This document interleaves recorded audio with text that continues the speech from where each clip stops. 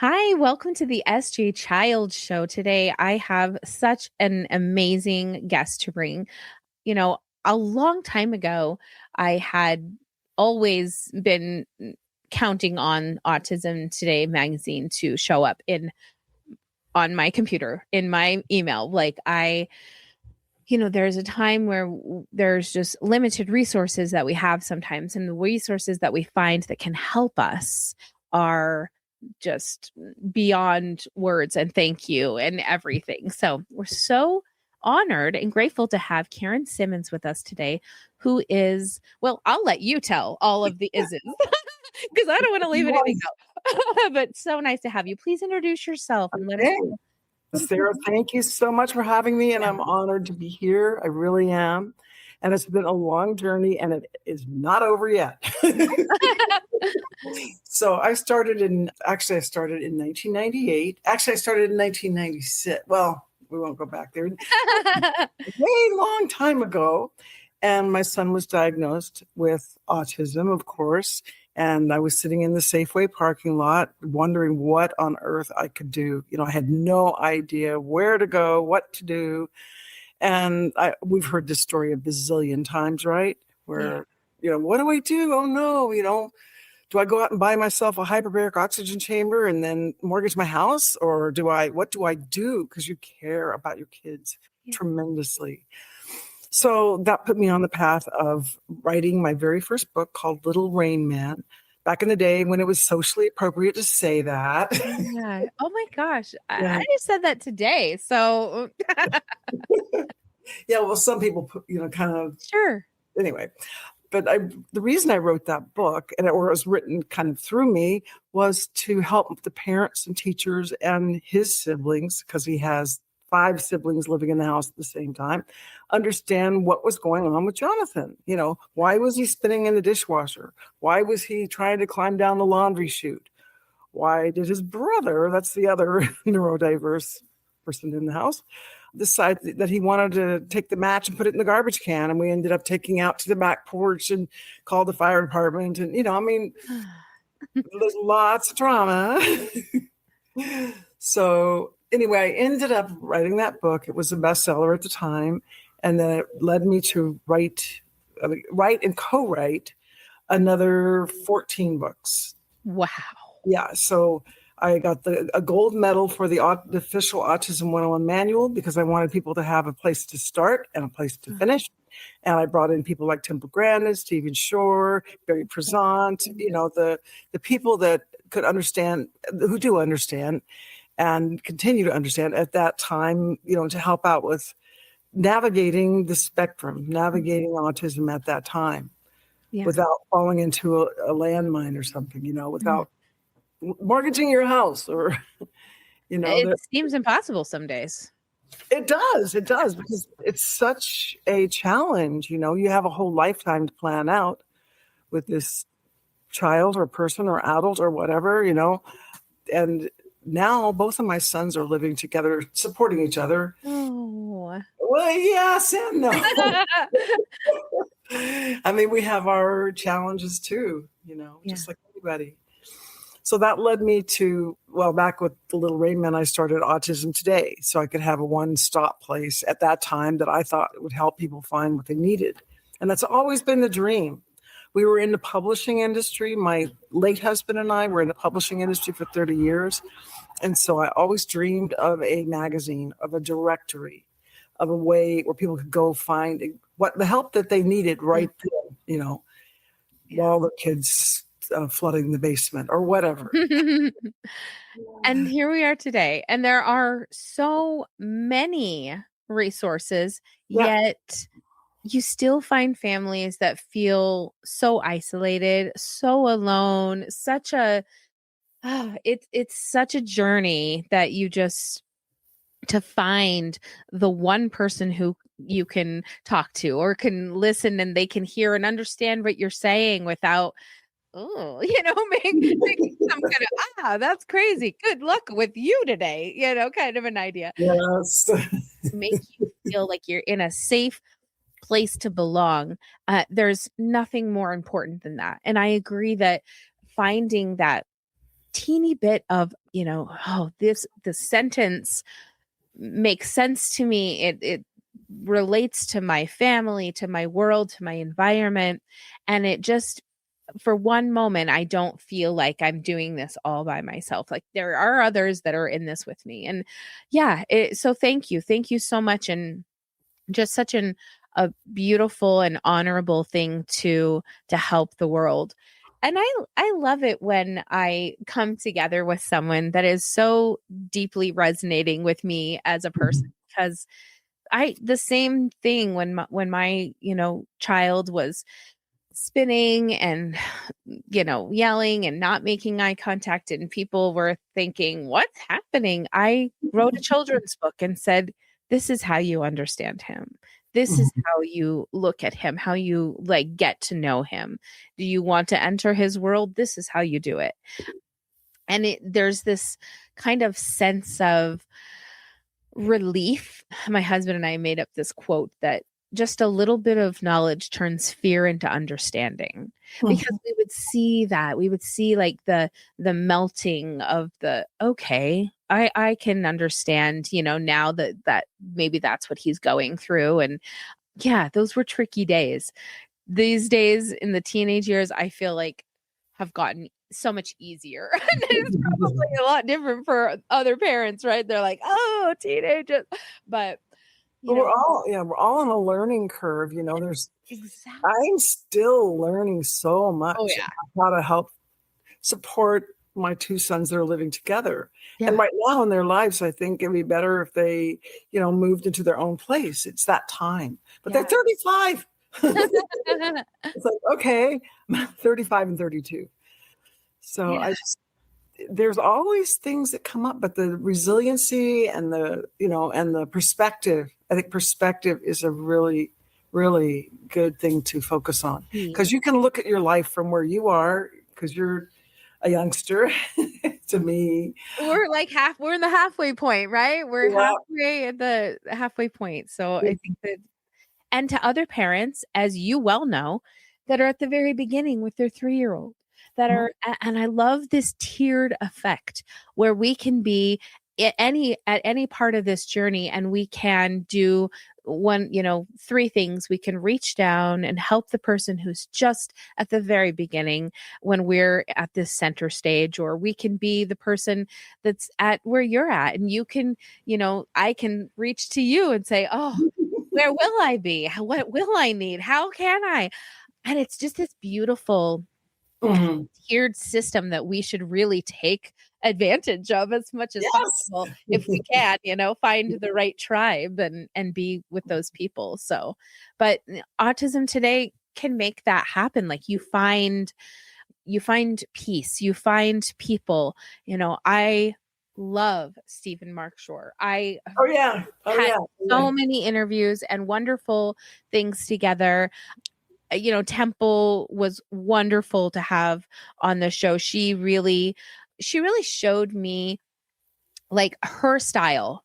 And I think that is something that I've really had the opportunity over this, last 360 episodes to understand every individual style of autism. Not every, don't get me wrong. There's those 300. Yeah. We went swimming with dolphins. We hung out on the Big Island for 2 weeks and drove all over the place. And I mean, he's an amazing person. He's so positive. And we're both together, we're just crazy too, like two little kids. I did one conference and we did this thing called Badgers, and we're jumping up on the stage. We got everybody to jump up at the same time, just by raising your arms like that. It was. He's just great. It's magical. No, it is the truth. And it's this authenticity that comes forth, that it's no program. There's no, he doesn't have an expectation of what the audience is going to think, or what. He's just there doing what is natural for him. And as we are, we're just showing up as ourselves and sharing these stories and the experiences. And through that, the experience that others can have, and that relatability, and that oh wow, I can just reach out to someone like Sarah, and someone like Karen, and just they can show me that you're not alone. There are experiences we can have together. Yes, days are hard. 5 a.m. is hard some days, and when there's meltdowns happening and things, but the more we can talk about it, the more we can normalize our daily lives and not hide the fact that my kid sleeps on a moon schedule where every hour of every day is different. Like that is something I've had to accept that society does not like. They do not like the different types of accommodations that sometimes we provide ourselves and our families, I know, but they'll get over it. They'll have to. Eventually they will. And Just do you be think that yourself. ever it'll be a time where we can just be that way? Well, Stephen and I have been watching the curve of diagnosis, and how it's gone, like from way up here, 3 in 10,000 when I wrote my first book, all the way to 1 in 30 or 1 31. in 26. I don't know. It's 31 right now. Yeah. so we were talking about, well, what happens when it gets even? Or what happens when we take over, kind of. 1 and 2, 2 and 1. Yes, Exactly. yes. So I don't think it's anything to fear. I Yeah. think more importantly, it's something to embrace and own and look at the strengths, gifts, and talents of what people have and bring to the table and focus on building those. And that's a passion that Temple and I both have too. And we've always talked about that. She indirectly taught my daughter, my son Jonathan, to drive because he was afraid to drive. Yeah, because she came up and did a few conferences, and she said, "Jonathan, you've got to go up and don't worry about anything. Just go out on a big acre and spin circles and drive like crazy. Like don't be afraid of getting behind the wheel." Yeah. Is what she was saying. You got to experience life, right? Yeah. It doesn't matter what other people say. It doesn't matter. It matters that you stay safe, of course, but just, to embrace what you're going to do. And so he drove for people for a long time, Wow. delivering medications and doing things like that. That's amazing. So, yeah. And sometimes, we do things and we see our kids do things that maybe somebody said they would never do. And I think that that's an idea that I like to call them future tellers. I don't like to listen to the future teller. No, I think that there's a place for explaining to someone what their overall support may look like. But I don't think that there's a place for discouraging a parent to what their child may be capable of years from what they're telling them they may be. I think that there's a very big, kind of misunderstanding that they can't grow, that they can't develop, that they can't become capable of so much more. We're so lucky to have, like Ron Sandison. I just interviewed him last week and we were talking, he was non-speaking till he was 10 and now memorized all of the scriptures, and he goes and he does 6,000, I think he said, speaking engagements. It's like, well, we've been working on the directory because I've always wanted to have an autism directory so that I could, because I was in that business for a while. And I have a partner that's helping build this directory. It's called Autism Directory. yeah, perfect. Yeah. And so people can go there and find what they're looking for. And they can list themselves for free, or they can sign up for a different level too. Yeah. But it's to navigate, for podcasts, for for resources, for anything.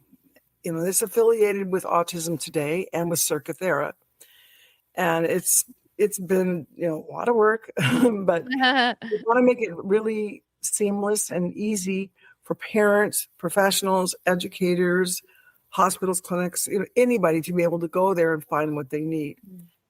And I know other people, like there's a lot of people out there that are trying to do this in their own, their own place. Like smaller directories, smaller places where people could find the information, like what we used to call, I don't know if you remember, you're too young, the yellow pages. Yes, right? No, I remember that.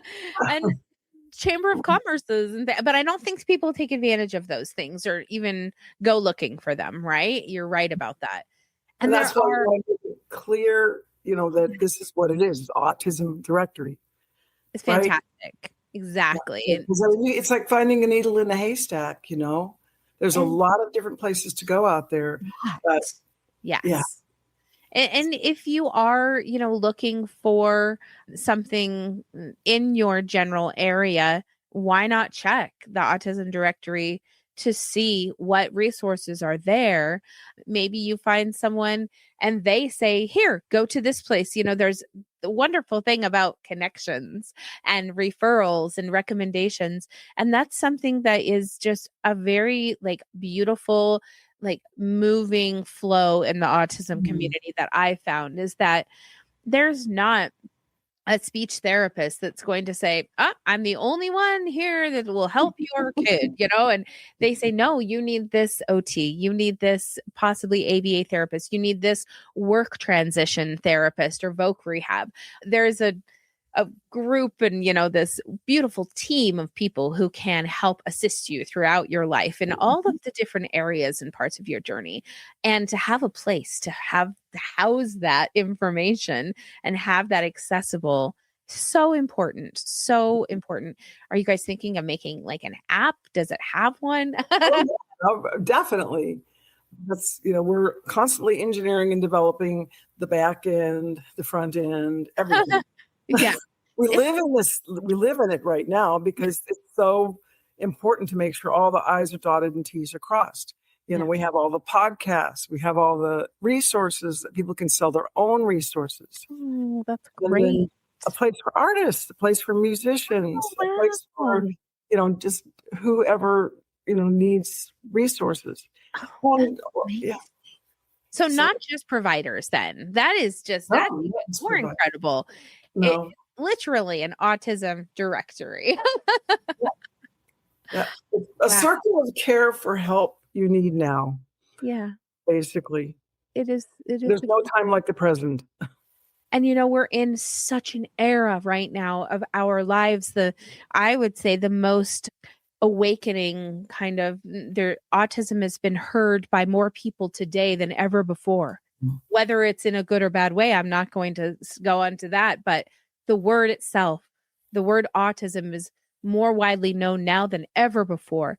And we really have this opportunity to foster and grow, what the truth of that really is, what the meaning behind it, how individual it is for every single autistic individual going through whatever their experience is. Yeah. I know. I get it. You're talking to the converted. Isn't that the truth? Yeah, it's powerful. And I think that especially people like yourself and people who are in, podcasts and have platforms that can really generate a positive and very clear understanding. That's funny. I brought up clear when Temple and I had our conversation. I was going to be interviewing one of the what was his name? Dang, it's not going to come to me. Simon. He was like a chef on a chef's show or whatever, and we were talking about how can he make his presentation more neurodivergent friendly. And Temple had said clear and make everything clear, make clear pots, clear thing, clear. And I just thought, what a beautiful idea. And I really like that. I like to make those changes in my own life. I like to get clear.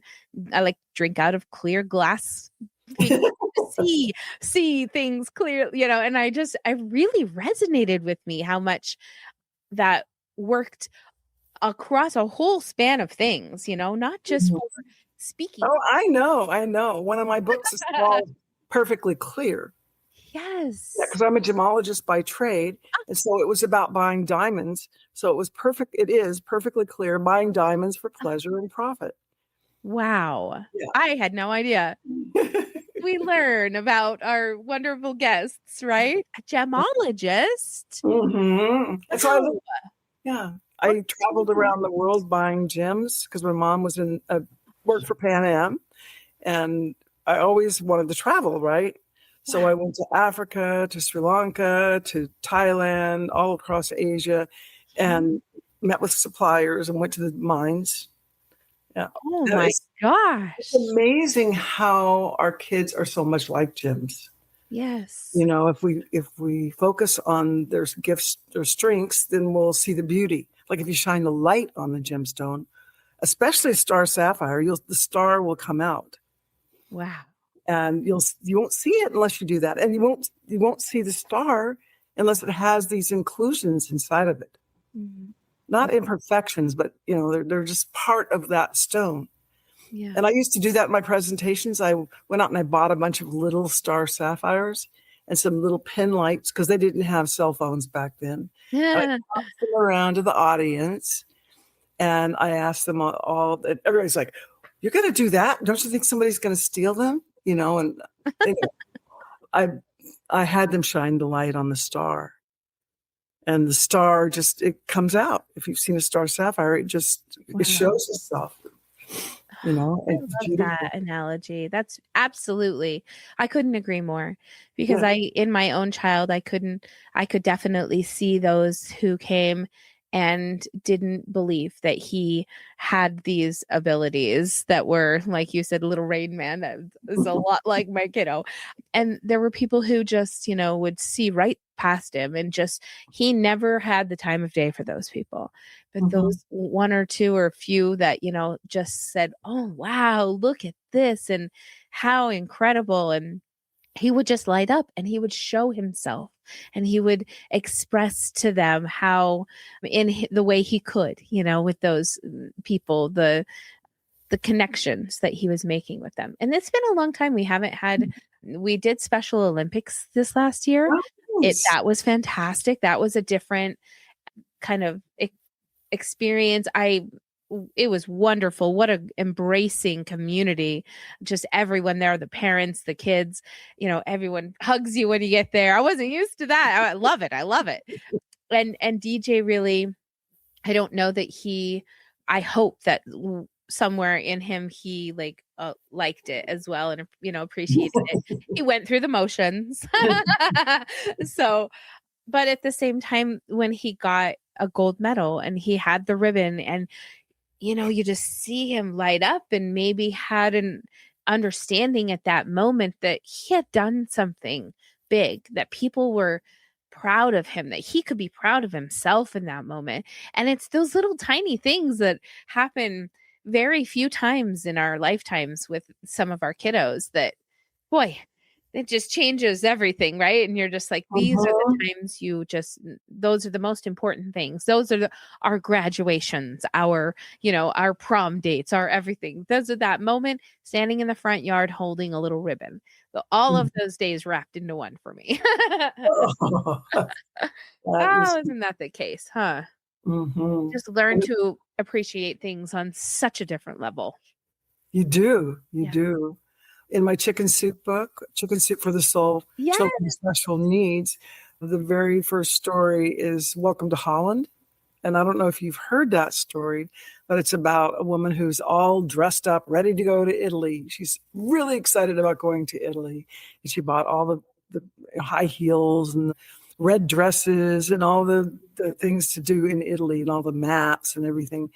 Was on the plane, and lo and behold, the plane lands in Holland. And she gets off the plane and she's like, "What the heck am I doing here?" And she was really upset because it wasn't in Italy. All of her friends were in Italy. Her whole idea of what this trip was going to be about was Italy. Going and seeing Milano and Paris. The whole bit. But here she was in Holland, and it wasn't what she thought it was going to be.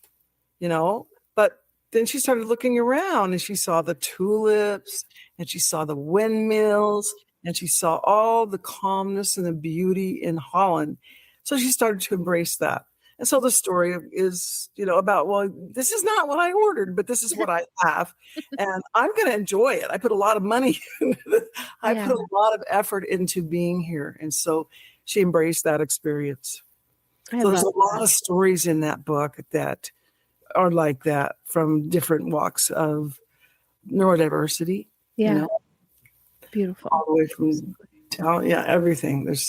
But anyway, I love that story. Oh, that is amazing. I'm gonna have to dive deeper and find out about all of these books that you've written and co-written and get to know all of these things a little more. Oh, it's so nice. I'm so glad that we got this opportunity to get Me to know one too. another better and have this chat. And the Autism Directory is such a beautiful resource and a beautiful heart space for what your intentions are behind it. And I think that truly is what makes a community, is when you have people who put their passions, not because is expected of them, but mostly because it wasn't there before and you needed to create something that was. And I think that we just are so blessed as like these parents in this position to, and we're neurodiverse as well, and we still have this opportunity to not only spread the awareness and the understanding as a parent, but as ourselves and as we've navigated this world in a different way, as at least for me as a late diagnosed autistic, to kind of have this understanding of what my life looked like up until that point, and then to say, wow, if I could have, who would I have been, if I would have had all these other things, and then say, well, now I can offer this beautiful set of standards or whatever to my kids and to their, friends and things. And just to know that, you know, belonging begins with inviting in and really, with your heart, and really inviting in to be curious of the person you're having with you. So exciting. I love this. That's great. Yeah. So how is DJ doing? Is he? Yeah, he's good. I think you'll love to hear this. He loves YouTube, right? What 16-year-old isn't on YouTube? And he's been creating his own number block band series for Number quite block some band? time. Number blocks are it's a preschool activity, but they have a Netflix cartoon and everything, and it's these blocks that stack on top of themselves to create higher numbers. And so you can imagine the love of the numbers and the stacking and the blocks and all of the things combined. And he loves music. So DJ taught himself piano when he was just very young. We got him a keyboard and we would go in and he'd be playing the T-Mobile jingle or, something he could hear. He could hear it and just play it. And so it was incredible. He was reading at 1 and writing at 2. And you remember the Your Baby Can Read program? We did that. That's what we did. I got the flashcards. I put the DVDs in. He was a month old. I had no idea about anything, neurodivergence or anything. I was just an overachieving 33-year-old mom that wanted to have my first baby be this, the genius. And he's the genius of the family. But the opportunity that came from that was that when he was 2, he started writing just like in chalk, and he's just started spelling all these letters and words, and he was non-speaking until he was 5. So that gave us that opportunity from 2 to 5 to communicate, to be able for me to write things for him to read them. Do you need chips? Do you want to go on a walk? Do you need a bath? Do you, kind of those things. And I would just have charts all over the house that he would read and point to. And we had our own PEC system before I knew that even existed. I was just I was determined enough to just be whatever he needed me to be for him. And today he, like I said, has his YouTube channel. He has 12,000 600 subscribers, something like that. Well, that's great. He monetized about in March. I want to say about it in March, bless you. He monetized, he has made like $175. Wow. I'm so proud of him. I'm like, DJ, is this your first job? Like, you literally have a first job. You've made your money on your own creations from YouTube. So his dad and I are really trying to celebrate him and say that to him as frequently as we can. Like, we're so proud of you. You have a job, or, you're 16 and this is your first job. And so that's great. It is. I mean, it's great. And the future tellers, no, they said he'd never do anything like this, Karen. He would never do anything like this. So what do they know? What do they know? But they're world renowned and they've written several books. Oh, heavens. What can you do? Just kind of say, I've invited him onto my show. Isn't that funny? Our psychologist that diagnosed DJ, I invited him onto my show because I thought it would be a fascinating discussion to have with him. So, but he never read my message. I could do an interview with him. Hey, well, I'm gonna send you his information. You probably already know who he is when I do it too. How funny will that be? But oh my gosh, this has been so much fun. Thank you. For my listeners, please go. And if you're not signed up for Autism Today, get on the mailing list ASAP. You can also find, of course, on their website, the Autism Directory. And I'm sure that the website is Autism Today, if I'm not mistaken. Yes. So not hard to find. Every day. Yes, right? Exactly. .com. And we also have a Canadian. We have a Canadian organization too. So we have two nonprofits in two countries. I love that. Yeah. And so one's .com and one is .org, which you can go ahead and put the .com, which is the most used because there's more people in the US. Yeah. And just, I think more accessibility, for that is so needed. Thank you so much. This has just been such a pleasure and an honor to have you. Thank you too, Sarah. I've been looking up to you longer than you knew that I existed. So it's fun to kind of full circle and meet those people that, you've always looked up to. So thank you so much. Thank you so much. And I'll tell you about my next book next time. Oh, please do. I would love to have you back and definitely talk about your book and everything. Please come back. Thank you so much, Sarah. It was wonderful to meet you. Oh, I can't wait to stay in touch. This is such a great connection that we've got to make. So lucky. Yeah, Thank you. Empowering voices, meaningful resources, stronger connections. Be a part of it. This is the Neurodivergent Resource Podcast. Join us.